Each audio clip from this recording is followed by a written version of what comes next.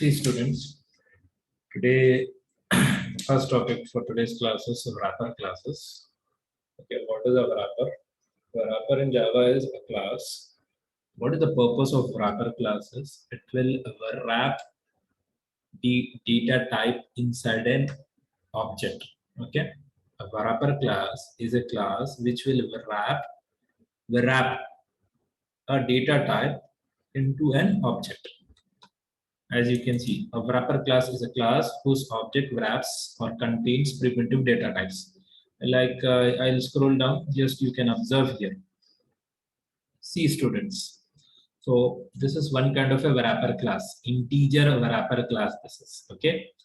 And just above that line number 6, you observe line number 5, that is a primitive data type int, okay?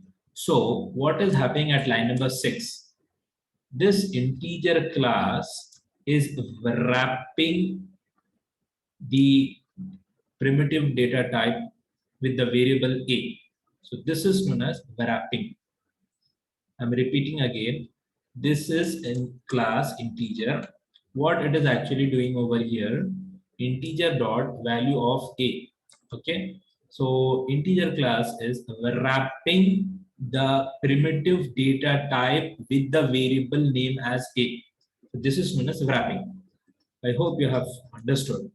A wrapper class is a class, like integer was a class, whose object, like here, wrapper class integer object is I. Okay, so what it is doing, whose object wraps or contains primitive data types, like it is wrapping here. I is wrapping the variable a, whose what is a? A is a variable of primitive data type int. So that is known as wrapping students. This is the point you have to understand. Okay. So as I said, the purpose of wrapper class is to wrap the primitive data type in a wrapper class object. See here, when we create, I'll just increase the fonts. See here, when we create an object to a wrapper class, what it will have is it contains a field, and in this field, we can store primitive data types. Like over here, this is the field, value of a is the field where we are storing the primitive data type a here. Okay. Now, in other words, we can wrap primitive data type into a wrapper class object. Nothing but over here, this complete thing is assigned to a. Okay, I. This complete thing, the one which I've highlighted, this particular thing where I'm moving my circle, is stored in I. That is into wrapper class object. Object is I. Okay, students. Now, what is the need of wrapper class? See here.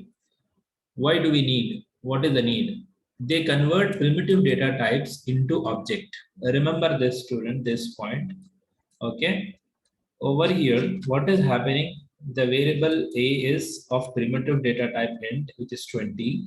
But at line number 6, that 20 is converted into the form of an object. So now the object I is having the value 20. Okay, that is the thing.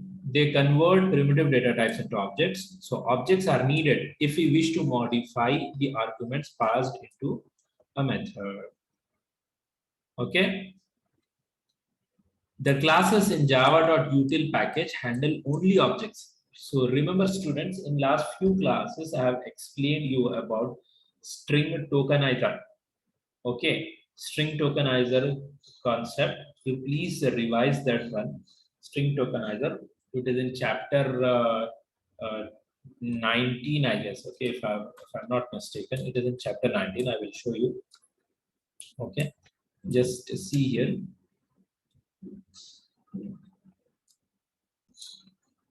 See chapter number 19, string tokenizer.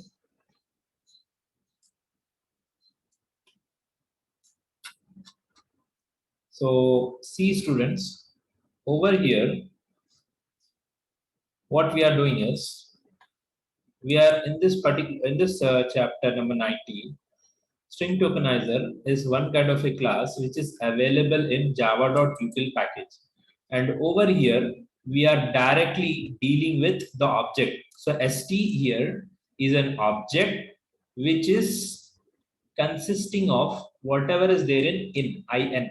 Over here you can see in is what? A string variable which has got something like title equal to Java, the complete reference, so on till copyright equal to 2014. So the data we are storing in object.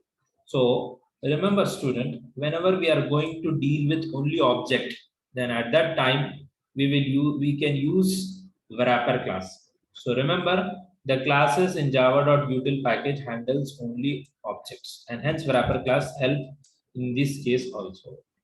And like data structures in collection framework, there is a topic in Java collection framework which is not available in the syllabus of Usmania University for computer science students. For IT it is there, this topic collection framework. In that one there are many classes, like over here it has mentioned like array list and vector. What these classes will do is they will store the data only in the form of objects. They will not use data types over there. So at that particular point of time, we can store the data in the form of objects with the help of wrapper classes. Okay. And one more point, when an object is needed to support synchronization in multi-threading. So, okay, students, now take a look over here. These primitive data types and their corresponding wrapper classes. Remember, students, this first column, you can see the data types, what you have learned till now from your C language, C++ in data structures, then Java also. But whenever you are going to deal only with objects, so you have to use the class name. Suppose if you want to have the data of character and you should not use data type char, then you should go for character wrapper class. Similarly, you can see int is there over here. If you are storing the data, okay, in the form of object, and that data should be int. So at that time, if you are using that is objects, you have to go for integer class. Okay, same for all the primitive data types with their corresponding wrapper class. Okay, you will understand in detail with this particular kind of a program over here. Okay, don't worry.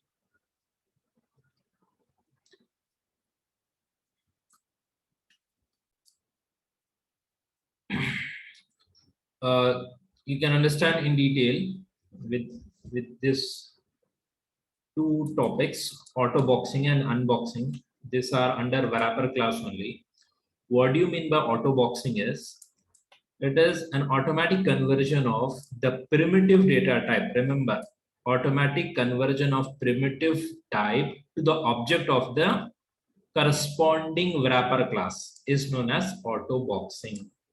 Like if you want to store your int data type, that is int is what? Primitive data type, int, in the form of an object. So at that time, you should use the class name, okay, corresponding to int primitive data type. So what is the class name corresponding to int data type? It is integer. Okay. Remember, students, I'm repeating again. Whenever you want your data to be stored in the form of objects rather than the data type variables, you don't want to use variables. Okay, you want to use objects. Then what to do? You have to use, suppose you are having, your program is having int kind of data 1 2 3 4 5 6 like that. At that time, what you have to do, you have to use a class integer like that. Over here you can see a is what? Int data type, okay, with some value like 20. So now you are going to use, you want to use objects instead of data types. So that time you have to use the integer class. Why? Integer is a corresponding class, wrapper class of int. Okay, I hope you have got this. So you have to wrap the data inside the integer object, that is integer, that is wrapper class object I, in this way. So integer dot value of a. So what this will do, this value of is a method belonging to integer class. Remember, what is the purpose of this is it will convert it into integer explicitly, automatically. Okay, I hope you have understood. Okay, like you can see over here in the textbook. See students, at page number, it's the wrapper class from the textbook starts from chapter number 17. Lot of explanation is there. You can go through my notes also, that is also enough. Okay, now you, as you can see over here, this, see here, this particular table is defined by float. Okay, now in this float, it is continued over here. You just see here, value of, what is this same, similar to that one only, value of float num. What it is doing, it returns a float object containing the value passed in num. Remember, it returns a float object. So similarly, like in our class, in our program, what we have done, we have used value of a. What is this a belonging to? Int. So what it will return, value of a, it will return the value of primitive data type int in the form of an object to I. I hope you have understood. So that's it, students. This is what is auto boxing. Automatic conversion of primitive types to the objects of their corresponding wrapper class. Okay. For example, conversion of int to integer, long, see here, long to long, double to double. You can write that code also if you want to write in the program. Okay. Then the seventh part is nothing but auto boxing. Now compiler will write integer dot value of a internally into j. So there are, how many it is displaying this program? It is displaying one variable and three objects or two objects. A is variable, I is object, J is object. So you can see the output. You compile and run the program in your computer, you will able to see this output. Okay, next thing is unboxing. Unboxing is the reverse of auto boxing. Remember, students. Okay, what is the reverse of auto boxing means? Converting the object of wrapper class to its data type. Like suppose you are having the data in the form of integer class. Okay, now you want to perform unboxing means convert that integer class object into int data type, that is int primitive data type. That's it. That is unboxing. I hope you have understood. You can read this. It is just the reverse process of auto boxing, automatically converting an object of wrapper class to its corresponding primitive type. Okay, like you can see over here in this program at line number 5, you see integer a equal to new integer 3. Means a, this is a is an object over here. What is this a consisting of? The value 3. Okay, a object is having the value 3. Now at line number 6, what is happening? You see here a dot int value.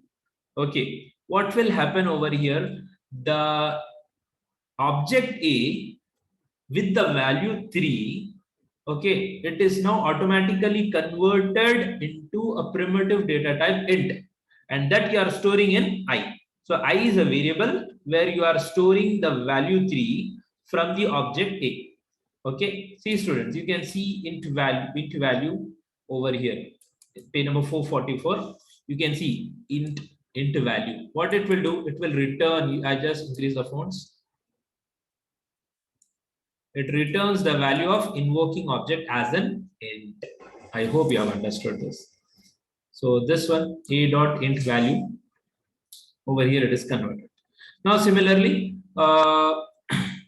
another way is you can perform in this way also, like j equal to a. Okay, over here unboxing. Now compiler will write a dot int value internally in this way also. So now students, I hope you have understood. It is displaying at line number 8. It is displaying the values of one object and two variables. A is an object over here, I and J are, sorry, A is an object, I and J are variables. Okay, so this is what is unboxing. So that's it, students, with this wrapper class. Okay, I hope you all have understood what is a wrapper in Java.